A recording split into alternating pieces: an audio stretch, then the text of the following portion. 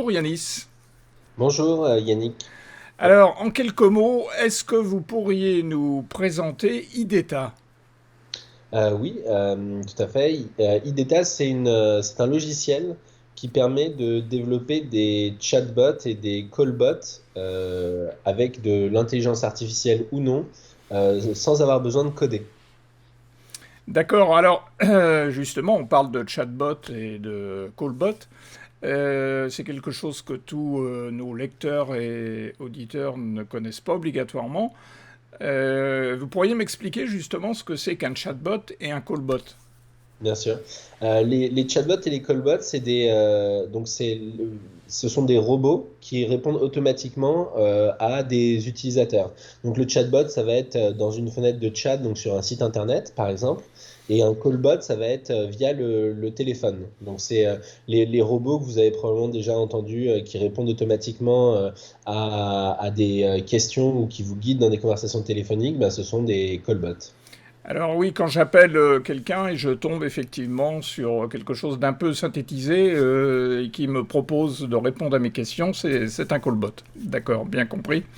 Alors comment ça fonctionne sur le principe?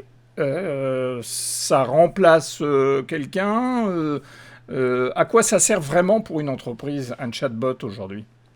Mais en fait, pour une entreprise, un chatbot ou un callbot, ça permet de traiter le flux de conversations excédentaires. Donc, par exemple, sur les sites internet, il y a une énorme croissance du nombre de visiteurs des sites internet et il y a beaucoup trop de volume en général sur les sites internet des entreprises pour que on puisse avoir une personne qui répond à chaque client qui a une question.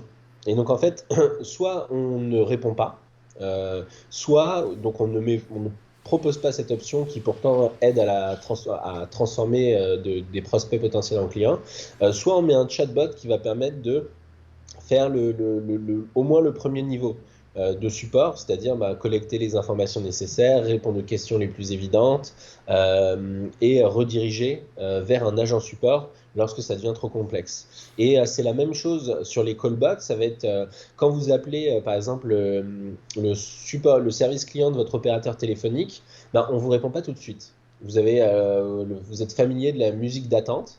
Et ben, le but du callbot, c'est d'empêcher cette musique d'attente et de vous permettre d'avoir parfois, vous avez des questions très simples et auxquelles les agents répondent tout le temps, toute la journée, ce sont toujours les mêmes questions. Et ben, le callbot, il va être capable de détecter ces phrases répétitives et il va être capable d'y répondre. Ça remplace en quelque sorte les facs qu'on a sur certains sites où on répond à des questions préprogrammées qui sont les questions types en fait que les lecteurs.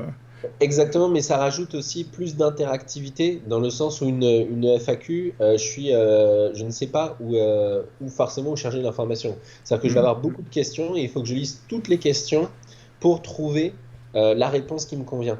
Avec un chatbot, en fait, je formule la question telle qu'elle me vient à l'esprit et c'est le robot qui va aller chercher la bonne réponse et me la fournir. Alors Donc, derrière, il y a quoi c'est des algorithmes en fait qui analysent effectivement la question et qui vont trouver les réponses les plus adéquates. exactement, on utilise ce qu'on appelle des algorithmes de compréhension du langage, donc ou de traitement automatique du langage naturel. Donc, ce sont des algorithmes qui ont été créés pour extraire de l'information du langage humain. Donc, un exemple classique, c'est si je dis je veux acheter une pomme, eh ben, ils vont aller détecter qu'on veut acheter quelque chose et que ce qu'on veut acheter, c'est une pomme. Et grâce à ça, l'ordinateur, après, il peut ben, faire une action. Donc, bah, vous la mettre dans votre panier d'achat en ligne, par exemple. D'accord. Alors aujourd'hui, les chatbots, ben, on en voit sur la plupart des sites, hein, sur les grands sites de e-commerce. Aujourd'hui, on a toujours un chatbot qui apparaît d'un seul coup, hein. C'est une fenêtre souvent surgissante qui apparaît quand sans doute l'internaute est un peu hésitant. Je suppose qu'il y a un peu ce genre d'intelligence qui permet de détecter s'il y a une hésitation et qui tout de suite propose ses services. Alors, qu'est-ce qui fait la particularité de ceux d'IDETA aujourd'hui? Qu'est-ce qui vous distingue des autres chatbots? Ouais. Alors en fait, ce qui nous distingue, c'est la facilité avec laquelle on va être capable de l'implémenter grâce à notre logiciel. Donc si on n'a pas besoin d'avoir de compétences ou d'avoir un développeur ou une grosse équipe de développeurs ou des prestataires dédiés, en fait, on va vraiment prendre un logiciel auquel euh, qu'on peut utiliser en ligne et qui va permettre d'arriver au même résultat. Et après, ce et ça ne se fait pas au détriment de la qualité, puisqu'on va utiliser des algorithmes de compréhension du langage naturel qu'on a mentionné tout à l'heure, qui sont au top du marché. On va avoir des options de personnalisation pour bien intégrer son chatbot dans le design de son site internet, pour aller vraiment dans tous les détails possibles. Et donc voilà, vraiment ce qui est important, c'est la facilité d'utilisation, puisque derrière, plus on veut automatiser, si on veut automatiser un maximum de questions et répondre à un maximum de clients, il faut que ce soit simple. Voilà. Et donc c'est pour ça, c'est là-dessus qu'on travaille et qui fait notre particularité. Alors justement, vous proposez votre chatbot en marque blanche en assistant les entreprises à les mettre en place. Est-ce que c'est quelque chose d'extrêmement complexe ou au contraire très simple à mettre en place pour une entreprise qui n'est pas obligatoirement formée à la conception d'un site web? Ben, alors, ça dépend beaucoup de l'entreprise. Il y a des entreprises qui ont une grosse culture digitale et donc pour qui ça va être extrêmement simple et qui ont besoin de très peu d'accompagnement et ils peuvent utiliser le logiciel vraiment en self-service.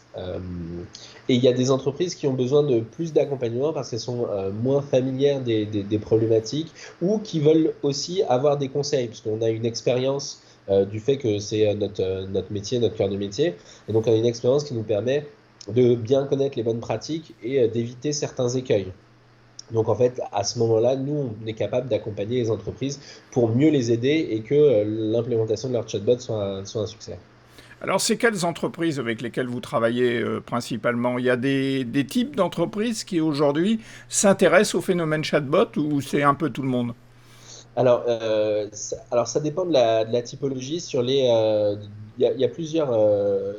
En ce qui concerne les chatbots qu'on va retrouver sur les sites internet, ça devient vraiment très courant.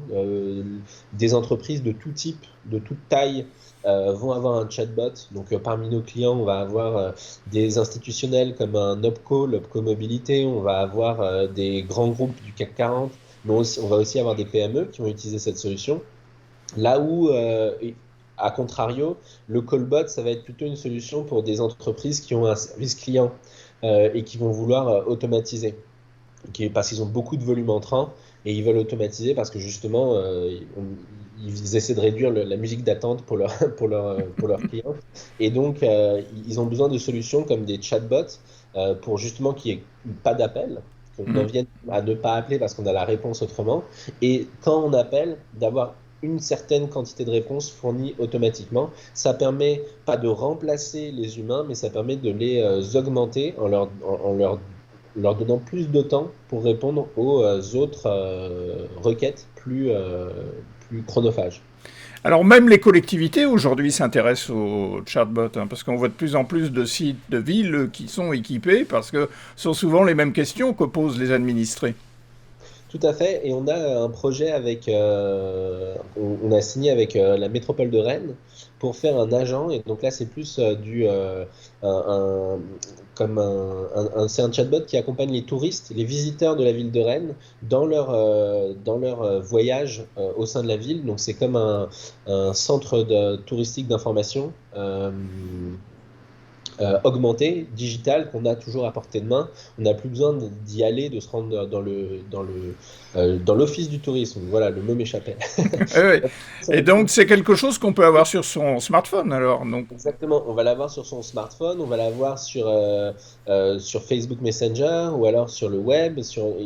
Et en fait, ce que ça permet, c'est de donner des conseils, de faire visiter la ville aux touristes d'une autre façon et toujours l'accompagner dans sa visite parce qu'on n'a pas toujours justement l'occasion d'aller à l'office du tourisme. Et rien n'empêche justement de le connecter à un agent de l'office de tourisme qui va ensuite lui donner des informations, répondre justement dans les cas où le chatbot ne suffit pas ou que les requêtes sont trop particulières.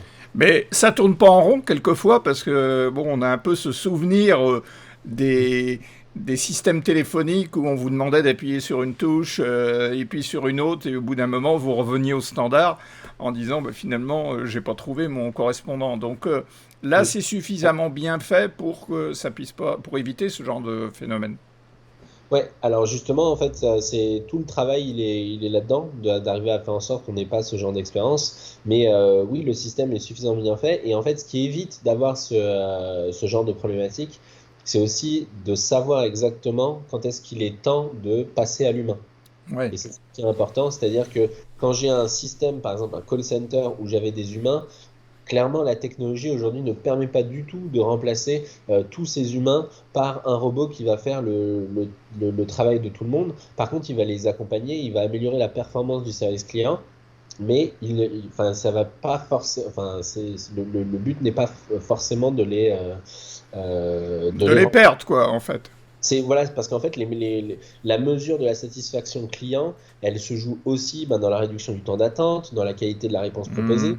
dans le temps entre la durée de l'appel en elle-même est un facteur de qualité. Et donc en fait, nous, le travail qu'on fait et les conseils qu'on donne, c'est pour s'assurer justement ben, qu'on tourne pas en rond, qu'on avance dans la conversation, qu'on apporte une réponse et qu'on sache justement ben, quand est-ce que la conversation n'avance pas, comme vous l'avez mentionné. Et donc avant de tourner en rond, on va plutôt suggérer un autre mode d'intervention, que ce soit via un email, et voilà, on va rediriger vers un humain qui va être capable de reprendre la conversation. Ça remplace pas l'humain, c'est une véritable plus-value pour l'entreprise. Bah, c'est le but, enfin, c'est vraiment d'apporter une plus-value et de faire en sorte de combler certaines problématiques qu'ont les entreprises et les clients. C'est-à-dire qu'on est aujourd'hui, je pense que si on se met du côté de notre expérience de consommateur, on est très loin d'avoir une expérience client satisfaisante à 100% dès qu'on entre en contact avec un service de support. Et des fois, c'est lié à des problématiques techniques. Donc, le temps d'attente en est une, d'être baladé de service en service pour jusqu'à ce qu'on trouve la bonne personne. Et ben, ce genre de problématiques, les chatbots aident, enfin les chatbots et les callbots aident à ce que ça n'arrive pas. Donc, c'est vraiment déjà une amélioration du service client en résolvant des problèmes qui ne l'étaient pas jusqu'à présent. Alors, dans vos chatbots, vous utilisez, et vous le revendiquez d'ailleurs haut et fort, l'intelligence artificielle. Euh, Ça change quoi l'apport de l'intelligence artificielle par rapport au chatbot que l'on connaissait au début? Ouais. Bah, par exemple, si on prend le cas d'un callbot, donc sur un service client classique, par exemple d'un opérateur téléphonique, avant c'était bah, si vous voulez ça, tapez 1 ou tapez 2 ou tapez 3. Ensuite, on entrait dans un sous-menu. Dans le sous-menu, si vous voulez parler à tel département, tapez 1, tapez 2, tapez 3, Ouais, ce que, etc. Et ouais. on descendait dans trois, quatre niveaux pour retrouver la bonne redirection qu'il fallait faire. Aujourd'hui, le callbot, ce qui va permettre, c'est bonjour, je résume, hein, mais bonjour, qu'est-ce que je peux faire pour vous? Merci de formuler votre problème. Alors, j'ai un problème avec ça et ça. Et en fait, le fait d'avoir cette question directe, l'intelligence artificielle va détecter cette problématique et au lieu de devoir passer par toutes ces étapes où on n'est même pas sûr du nom du département auquel on veut parler parce qu'on ne connaît pas la structure de l'entreprise, ben, c'est le robot qui va nous diriger directement à la bonne personne. Et ça fait gagner un temps considérable et en termes d'expérience, ça évite de ce que vous mentionniez tout à l'heure, de revenir au menu principal, de tourner, Mhm. de se dire qu'est-ce qu'on fait, quoi. Par exemple, il y a rien de plus énervant, moi je trouvais, enfin vous me direz ce que vous en pensez, mais c'est quand on arrive au bout de l'arborescence et on dit bah c'est fermé. Et Oui, voilà, oui, ça, c'est arrivé, ça d'ailleurs. moi ça m'est arrivé et on a fait, ça fait 3 minutes qu'on tape sur des boutons et on se dit mais c'est pas possible. Donc voilà, Ouais, ouais. ça permet au moins, même si c'est fermé, au moins bah, on le sait tout de suite. On a perdu moins de temps. D'accord. Alors, selon vous, est-ce que les chatbots vont encore évoluer? Qu'est-ce qu'on pourrait faire de plus aujourd'hui pour les améliorer? Ouais. Alors, il y a énormément de travail qui est fait aujourd'hui par de très nombreuses entreprises dans le monde entier pour améliorer les chatbots. Le travail principal, il est sur les algorithmes, faire des algorithmes qui soient plus performants. Et donc nous, par exemple, on a aussi un projet on fait de la R&D sur le sujet. Et On a un projet avec le Canada notamment, et qui permet en fait justement ce que les robots n'ont pas actuellement, c'est justement savoir ce qui est un petit peu le sens d'une conversation, qu'est-ce qu'on entend par là, et avoir accès non pas seulement d'un point de vue mathématique, statistique, mais d'essayer de générer chez eux une notion du sens. Donc ça, je pense que c'est le prochain niveau des chatbots pour qu'ils comprennent beaucoup mieux ce que ça signifie et qu'en fait ils puissent mieux contextualiser.